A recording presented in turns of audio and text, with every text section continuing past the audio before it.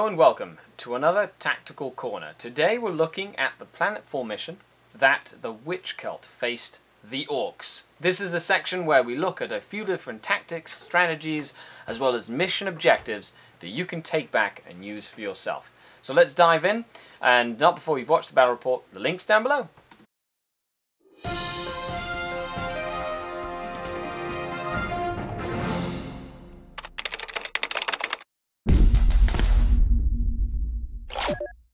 Hello SkaredCast fans and welcome to another Tactical Corner. We immerse ourselves in the Planet Strike mission that saw the witch cult attack an orc fortified stronghold, a mech factory.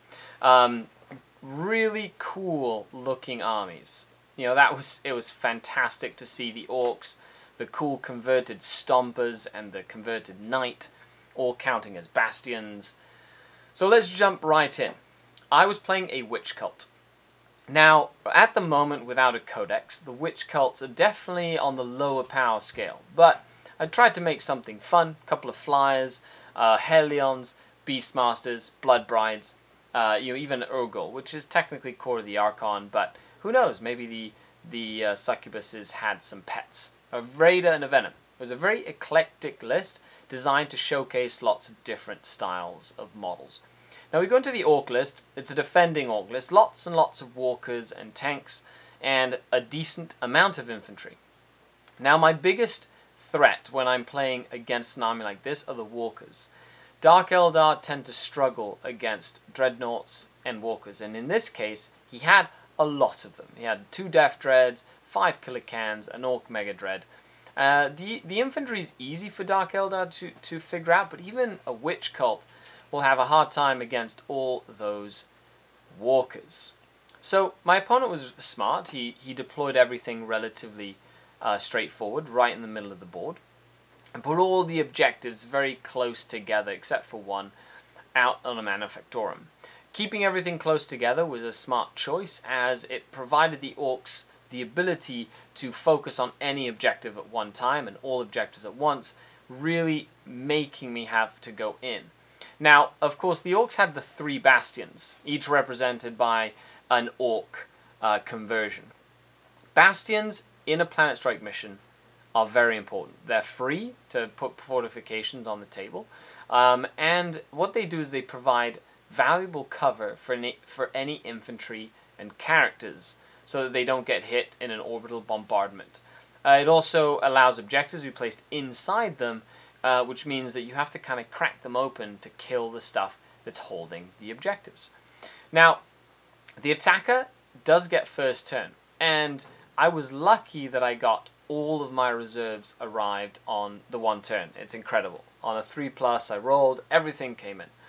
And I decided to focus most of my energy on one flank. Now, this was a very standard operating procedure. It was away from most of the dreadnoughts, and I needed to focus fire on one of the bastions, which I did, and then kill the units inside, which I almost did. On the far flank, I did put my beast pack, even though I was using the Razorwing flocks. They were all chimeras. But I wanted to put something threatening on that side that would come in later in the game. They were just there to be a nuisance. You know, 12 dogs is only about 100 points. With a Beast Pack Master, it's only about 150 points, and they do a lot of damage, especially against infantry. Sadly, of course, my opponent had mostly tanks. We'll get to that in a bit. Now, my Reaver jet bikes, I misplayed this game. I threw them right out in the middle. If you haven't watched what happened on the first turn, check the link down below and watch the battle report. But I should have not played so aggressively. I should have been very conservative with them. They would have been extremely useful later in the game with their heat lances and their caltrops as well as the blade veins in close combat. So I squandered a giant 15 power level unit by charging it into a dreadnought.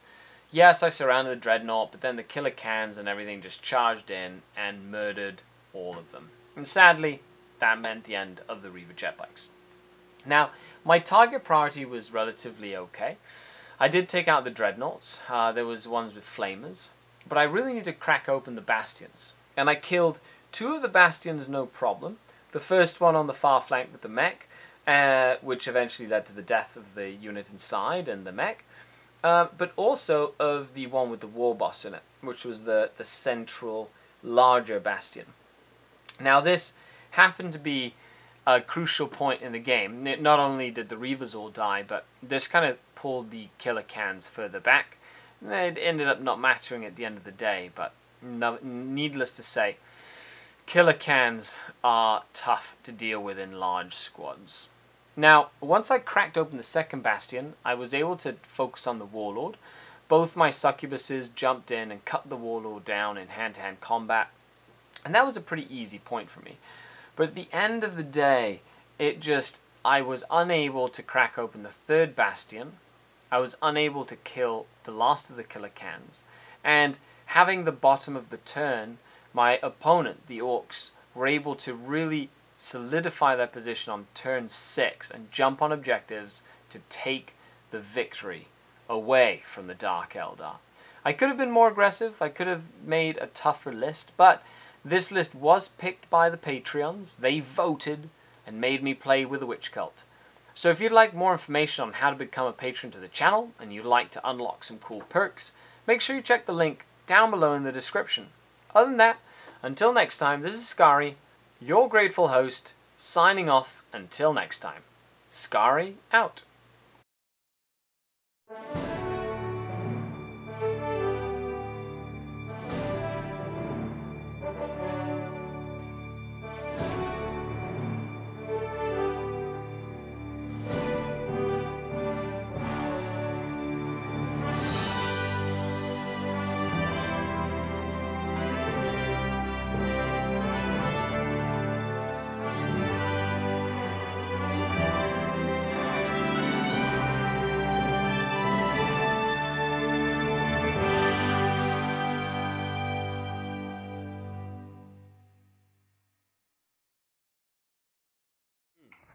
So, we're having a battle report. Rob! Say hi, Rob, to the Patrons. Hello, everybody. And we're filming our next battle report. It's going to be a narrative, fun one. 60 power level. It's an exclusive. We're playing the game.